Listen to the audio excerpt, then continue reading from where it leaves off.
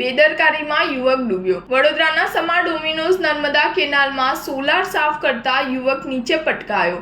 12 કલાકથી રેસ્ક્યુ ચાલુ, ફાયર અને પોલીસ ઘટના સ્થળે। વડોદરા શહેરના સમા વિસ્તારમાં આવેલા સમા ડોમિનોઝ નર્મદા કેનાલમાં સોલાર સાફ કરતા યુવાન કેનાલમાં ડૂબ્યો હોવાની માહિતી ફાયર અને પોલીસ વિભાગને મળતા તાત્કાલિક ઘટના સ્થળે પહોંચી કામગીરી શરૂ કરવામાં આવી છે। આ બનાવમાં યુવક સોલાર પેનલ સાફ કરતા અચાનક સોલાર તૂટતા આ ઘટના બની હોવાનું હાલમાં જાણવા મળ્યું છે। પોલીસ અને ફાયર વિભાગ દ્વારા યુવકની શોધખોળ શરૂ કરાઈ છે।